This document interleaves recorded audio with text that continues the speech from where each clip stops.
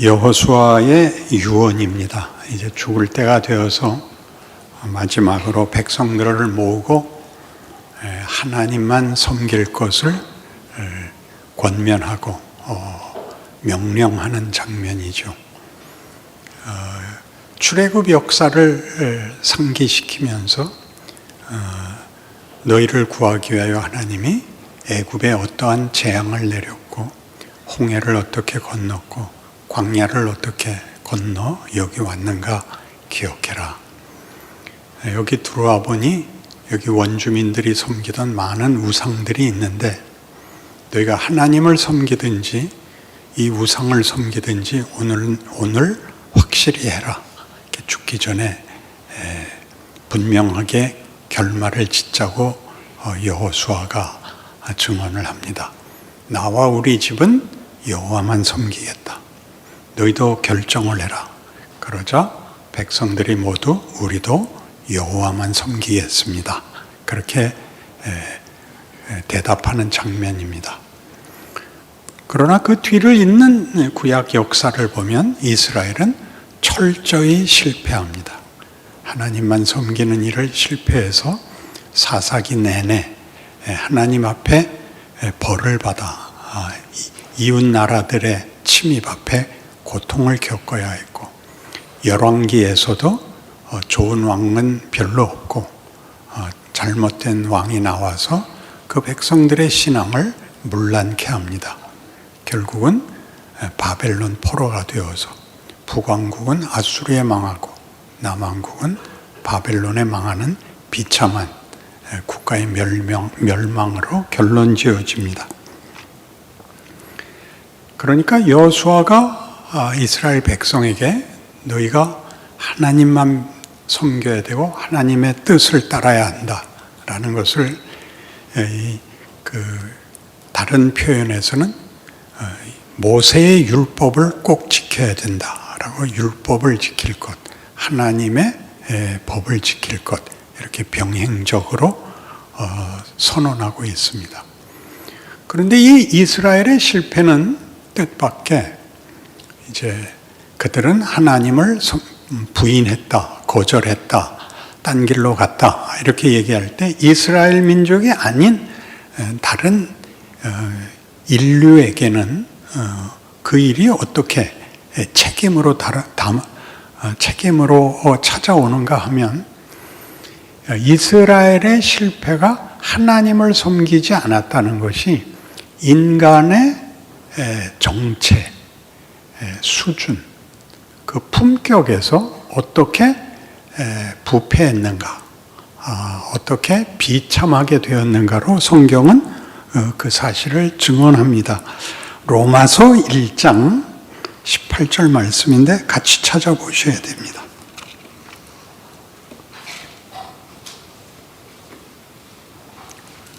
로마서 1장 18절입니다. 제가 가진 성경은 신약 239페이지입니다.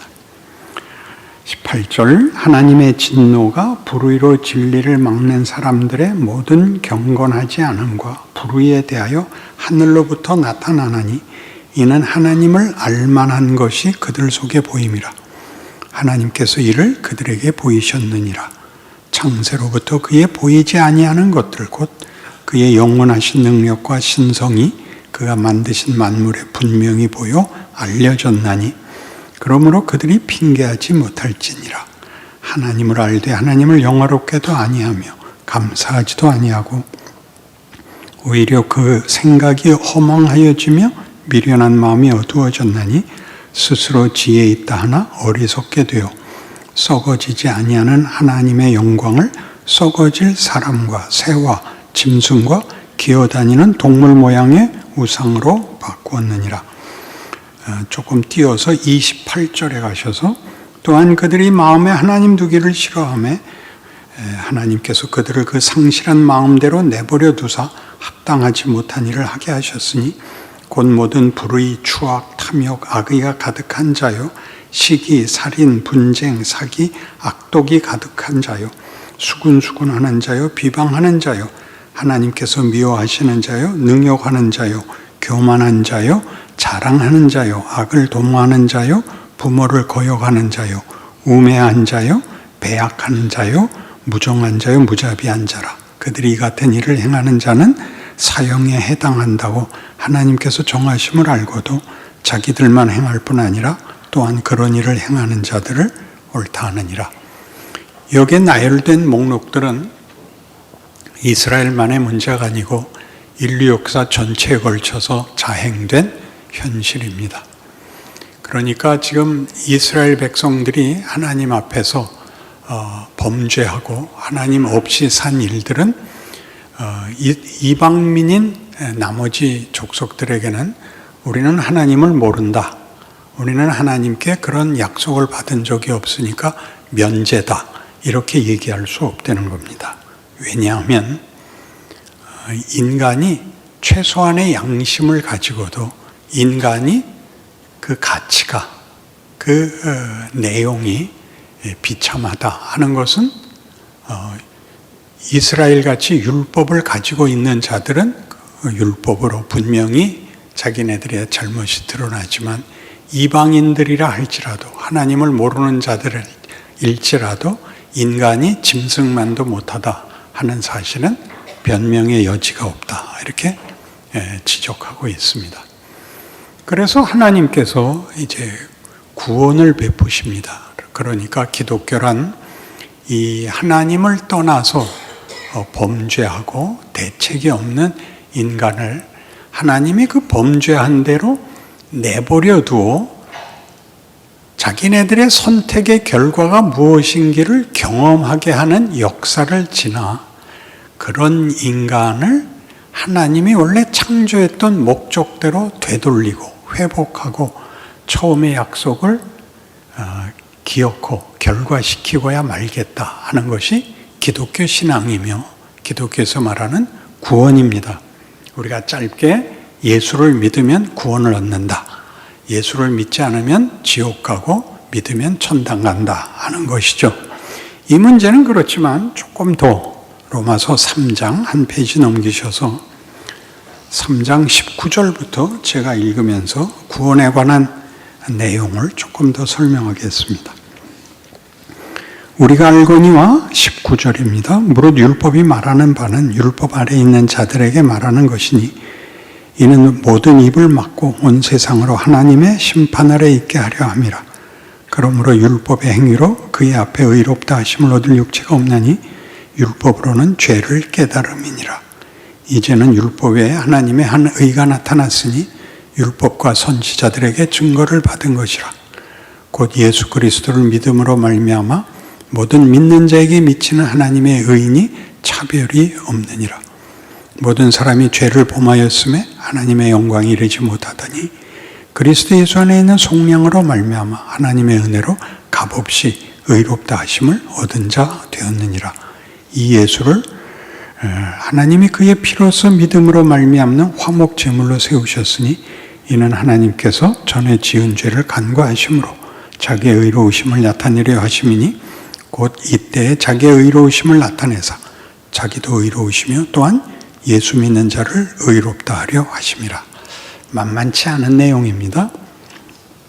자, 우리는 하나님 없이 살아서 하나님이 우리의 창조주시고 우리에게 복을 약속하셨고 영광을 약속했는데 우리가 하나님을 외면하는 바람에 우리가 우리의 영광을 걷어찼다. 이렇게 말하고 있습니다. 그래서 하나님은 우리가 배신을 했는데 배신한 우리에게 회개와 새로운 그러니까 올바른 선택을 요구하는 것이 아니라 하나님이 외면한 도망간 우리를 찾아오셔서 우리를 다시 하나님의 그 사람으로 만드는 일을 행하신 것을 하나님의 의라 우리가 보통 말하는 구원이라 그리고 그렇게 하심으로 하나님의 의로우심과 우리의 의로우심을 나타냈다 이렇게 얘기합니다. 그러니까 우리는 하나님이 없으면 우리 인류 역사와 현실에서도 반복적으로 보는 바와 같이 인간은 짐승만 못합니다. 왜냐하면 짐승은 먹고 살기 위한 것 하나, 그러니까 모든 조건이고 또 모든 목적이지만 인간은 짐승에 비해서 인격이 있고 양심이 있고 이성이 있고 뭐 우월한 게 한두 개가 아니죠. 그런데 그 모든 것이 좋은 대로 쓰이는 적은 없고 짐승만도 못한 대로 쓰입니다. 그것은 죄를 짓는 것인데 보복하며 폭력으로 해결하려 하며 빼앗으려 하며 거짓말하며 그리고 너 죽고 나 죽자 라는 생존 경쟁이 전부인 인생이 되고 말았다는 것입니다. 그러니까 여기서의 구원은, 성경이 말하는 구원은 바로 이 비참한 존재에서 하나님이 원래 목적한 하나님의 영광으로 우리를 부른 것을 회복하고 결실하겠다는 것이 기독교가 말하는 구원입니다. 그러니까 제발 이렇게 하지 마십시오. 예수를 믿으면 지옥 가지 않고 천국 간다. 이렇게 간단하게 얘기하지 마십시오. 여기는 죄를 면하는 것, 벌을 면하는 것만 구원의 내용이 됐고, 구원이라는 것이 하나님의 원래 목적인 인간의 가치와 궁극적 영광을 위하여 속죄도 회복도 있었다라고 얘기하는 것입니다. 그래도 2부에는 여기서 아멘을 했다고요. 우리 모두가 자신의 신앙을 어떻게 점검하느냐 하면 너는 잘못해서 지옥 갈 거야. 너는 벌을 받아도 싸. 그러나 나는 천국 갈 거야. 이 말은 사실은 무례한 말입니다. 잘못한 사람을 정죄하는 것이 우리의 책임이 아니고 우리는 잘못하지 않고 잘하는 게 무엇인지를 해야 되는 사람으로 서 있는 것이 기독교인인데 잘하는 게 무엇인지를 모릅니다. 잘한다는 건 뭐냐? 하나님이 예수를 보내어 우리가 잘못한 것을 책임을 우리에게 돌리지 않고 하나님이 그것을 회복하기 위하여 자기 아들을 대신 십자가에 못 박아 우리를 죄에 대하여 죽고, 여기 죄에 대하여 죽고 사망에 대하여 죽고, 그러니까 소멸과 헛됨에 대하여 죽고 생명과 진리로 살 수 있도록 회복시키며 완성하겠다는 데까지 의지를 갖고 있다. 이렇게 얘기하는 것이 구원입니다.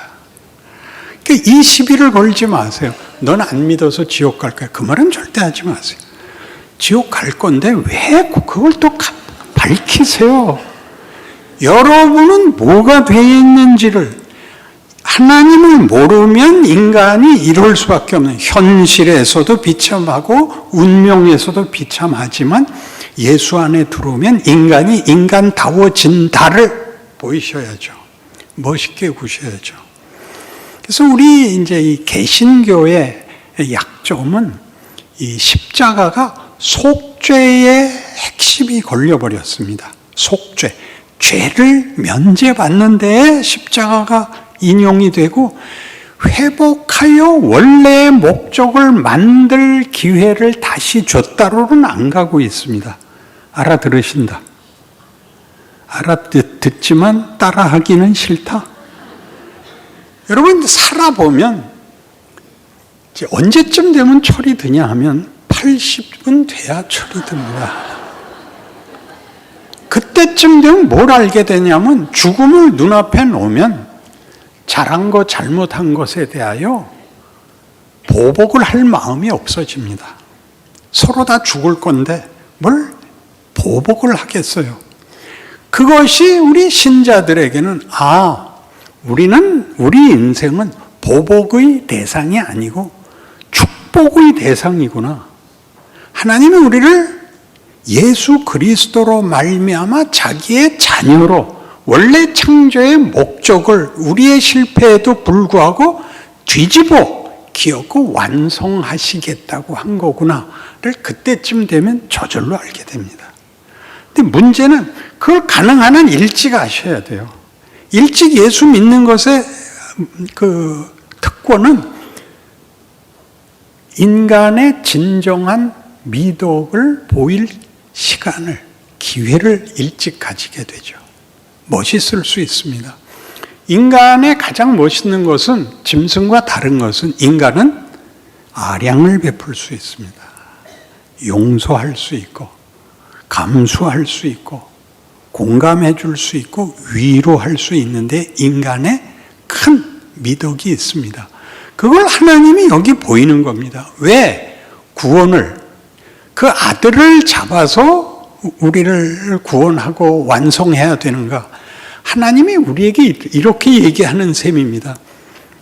나는 너희를 만들 때 너희를 나의 영광으로 삼기로 했다.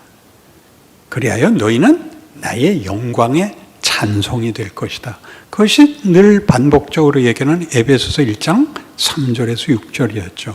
하나님 곧 우리 주 예수 그리스도의 아버지께서 하늘에 속한 신령한 복을 우리에게 주시되 창세 전에 그리스도 예수 안에서 우리를 택하사 그 앞에 거룩하고 흠이 없게 하시려고 그리스도 예수로 말미암아 우리를 자녀로 삼아 우리에게 거저 주시는 바 그의 은혜의 영광을 찬송하게 하려 함이라.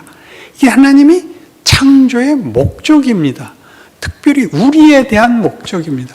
거기 그리스도가 계속 반복적으로 등장하죠. 그리스도의 등장은 그리스도와 같은 차원, 같은 지위, 같은 신분이라는 의미입니다.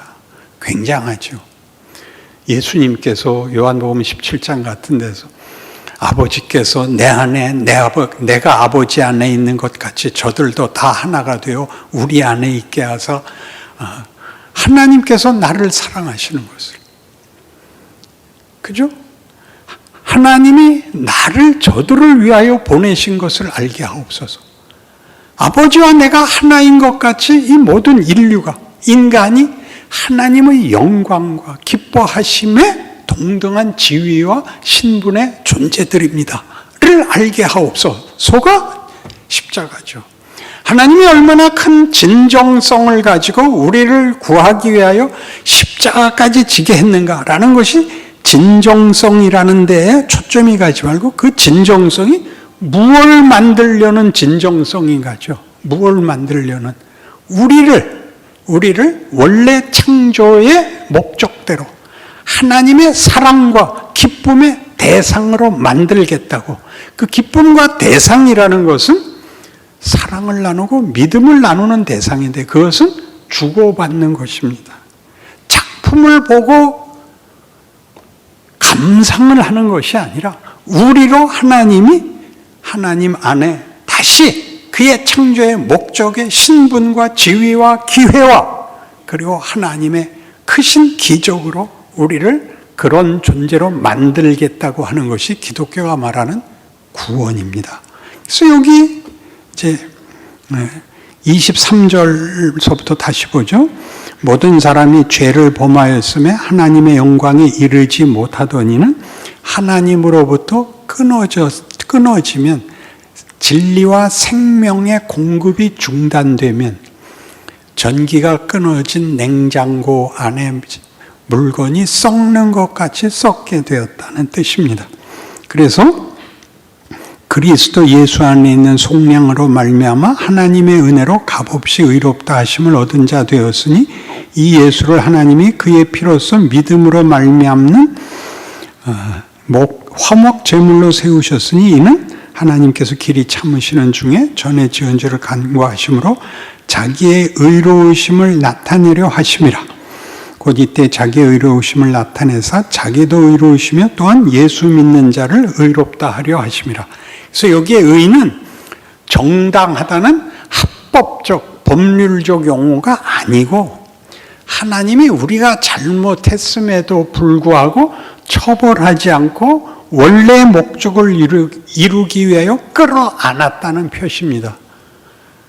법정에서 쓰는 것이 아니라 조폭사회에서 쓰는 용어로 의리입니다. 의리. 법대로 처벌하지 않겠답니다. 그러니까 사법부에서는 법대로밖에 할 수 없으나 하나님은 법대로가 아니라 의리를 동원하여 잘잘못으로 결과하지 않고 내 기쁜 뜻대로 내가 하겠다는 나의 영광을 드러내고 영광의 대상이 되고 영광을 나눌 내가 만든 백성들을 나는 포기하지 않겠다. 이게 하나님의 의입니다. 하나님 다우심, 하나님의 의리입니다. 이 은혜를 받으려면 조폭 사회에 6개월은 갔다 와야 되겠어요. 예수 믿는 게 치사해요. 더 냉정하고 더 따지고 더 정죄하기 바쁘지. 기다려주고 용서해주고 함께 가자고. 모세가 그랬고 바울이 그런 것 같이 이 백성을 생명책에서 그 이름을 지우려면 제 이름도 지워주십시오. 이런 데를 와야죠. 내 민족, 내 혈육이 구원받기 위해서라면 내가 그리스도 안에서 저주를 받아도 좋다. 이렇게 나오는 것이 하나님이 자기 아들을 잡은 그 뜻이라는 겁니다. 그 결정이라는 거죠. 여기에 기독교인의 본문이 있어야죠. 본문이. 예수를 믿는다는 게 무슨 말인지, 인간이라는 존재의 정체성과 그 본문, 이 뭔가에 대한 이해가 있어야 되는 것입니다.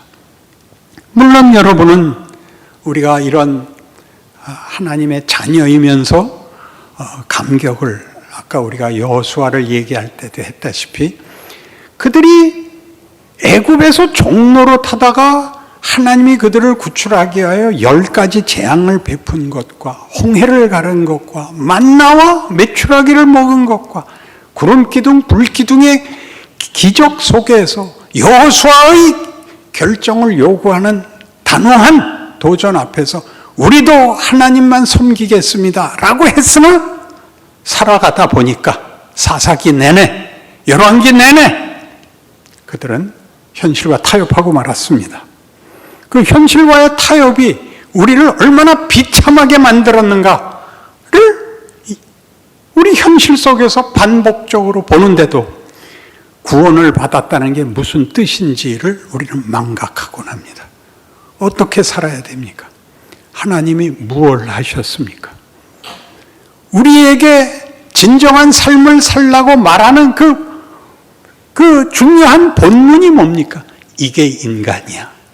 이게 하나님의 자녀라는 이름이 가져야 하는 본문이야. 이렇게 얘기하는 것이 기독교 신앙인 것입니다. 아무 때나 저라, 아무 때나 물러서라 그런 얘기가 아니고 인간의 영광이 무엇인가 생각 좀 해봐라. 그러는 것이 성경이 하고 싶은 얘기죠. 그래서 이 의라는 것은 하나님이 하나님답듯이 너희는 죄를 지었음에도 불구하고 나와의 관계에서 너희는 다른 것으로는 묶을 수 없는 내 자식이다. 그걸 난 놓을 수 없다. 이게 우리의 의라는 겁니다. 우리를 구원하는 것이 우리가 의로워지면 그 조건과 자격 속에서 보상을 받는 게 아니라 하나님이 죄를 지었음에도 불구하고 우리라는 신분을, 정체를, 관계를 자신의 자녀라고 갖고 있는 때문에 우리를 구원하실 수밖에 없다. 자기의 의, 범죄한 우리를 찾아오시는, 화해하자는 하나님 되심과 그런 대상인 우리가 범죄했음에도 불구하고 하나님의 자녀라는 신분이 취소되지 않는다는 사실에 대해서 우리는 기독교 신앙이라는 것이 얼마나 놀라운가를 배우는 것입니다. 왜 3부는 이렇게 아멘이 인색한 겁니까? 정신이 하나도 없는 겁니까? 기독교는 이렇게 열심을 내고 믿고 뭘 전도를 하고 기도를 하고 이런 종교적 윤리 도덕을 요구하는 데가 아니라 신분과 정체와 지위와 운명에서 뭐가 다른가를 아는 싸움입니다. 좋게 말할 때 아멘 안 할 거예요 정말? 오장로님이 아멘 하셨으니까 넘어가겠습니다. 이걸 은혜라 그래요. 하나님이 그렇게 작정을 하시고 하나님이 우리를 그렇게 만드셨기 때문에 이 모든 이유와 조건이 성립이 되는 거죠.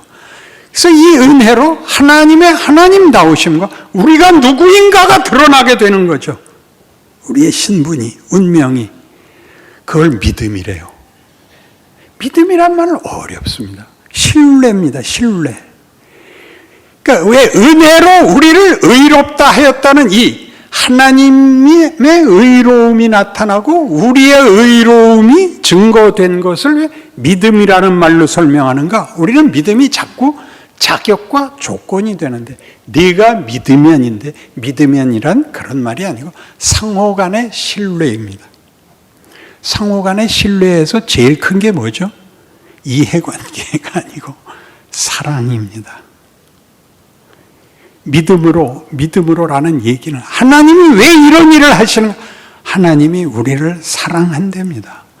하나님이 세상을 이처럼 사랑하사 독생자를 주셨으니 이는 저를 믿는 자마다 멸망치 않고 구원을 얻게 하려 하심이라. 그 아들을 세상에 보내심은 우리를 심판하려 하심이 아니요 우리를 사랑하시기 때문에 포기할 수 없는 증거니라. 뒷말은 제가 번역한 겁니다. 이게 기독교입니다.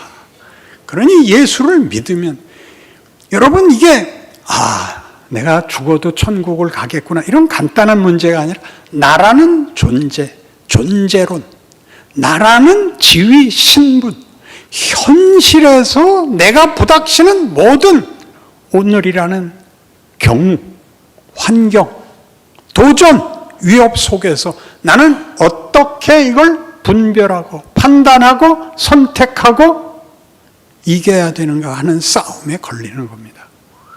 신앙적이라고까지 얘기할 거 없습니다.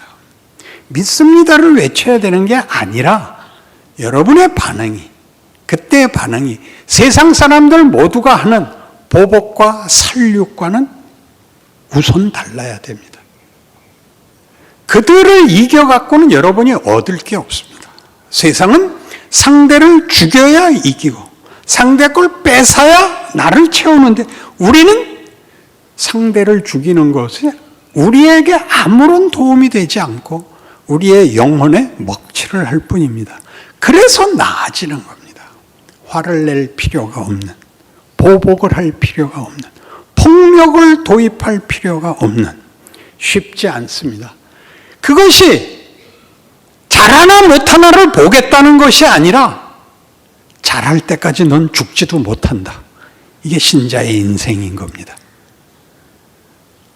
몇 살까지 살고 싶으세요? 600살까지? 얼마든지 여러분이 버티면 하나님도 버티실 겁니다. 네가 알아먹고 항복할 때까지 너는 죽을 수도 없다. 우리가 자꾸 일찍 죽고 싶은 이유가 뭐죠? 현실이 고단해서입니다. 왜 이렇게 고단해야 되죠? 로마서 8장에서 하나님은 이렇게 그 이유를 설명하십니다. 지금까지 제가 설명한 것이 이렇게 성경에 나와 있습니다. 로마서 8장 18절. 생각하건대 현재의 고난은 장차 우리에게 나타날 영광과 비교할 수 없도다. 피조물이 고대하는 바는 하나님의 아들들이 나타나는 것이니 피조물이 허무한 데 굴복하는 것은 자기 뜻이 아니요 오직 굴복하게 하시는 이로 말미암음이라. 그 바라는 것은 피조물도 썩어짐의 종로로 단 데서 해방되어 하나님의 자녀들의 영광의 자유에 이르는 것이니라. 피조물이 다 이제까지 함께 탄식하며 함께 고통을 겪고 있는 것을 우리가 아느니라. 그뿐 아니라 또한 우리 곧 성령의 처음 익은 열매를 받은 우리까지도 속으로 탄식하여 양자될 것 곧 우리 몸의 속량을 기다리느니라. 우리가 소망으로 구원을 얻었음에 보이는 소망이 소망이 아니니 보는 것을 누가 바라리요. 만일 우리가 보지 못하는 것을 바라면 참음으로 기다릴지니라. 환난이 왜 있다고요? 겪는 겁니다. 뭘 겪죠? 인간이 어때야 되는가를 세상이 요구하는 것과 하나님이 요구하는 것 사이에서 갈등을 겪는 겁니다. 이건 더 이상 못 참겠다. 나도 한 방 갈겨야겠다. 다 허락이 됩니다. 다 허락이 돼요. 죄 짓는 것 허락이 됩니다. 그래서 배우십시오. 그것이 얼마나 치사한지를 배우십시오. 그래서 나아지십시오. 여러분이 잘못한 것을 회개하는 것으로 끝나는 것이 아니라 그 모든 것이 여러분을 세상에서 요구하는 것과 협박하는 것을 넘어서는 자리로 오게 하십시오. 그게 성경이 요구하는 것입니다. 그걸 뭐라 그래요? 이 목적이 이루어지기까지는 우리가 견뎌야 한다죠. 그것들을 겪어야 한다는 것입니다. 겸손은 어떻게 오는지 아십니까? 40일 금식 기도에서는 겸손이 안 옵니다. 40일 금식 기도하고 오면 꼭 너는 왜 기도 안 해? 이따 우러나오지. 40일 금식 기도는 겸손을 만들지 못합니다. 뭐가 겸손을 만드는가?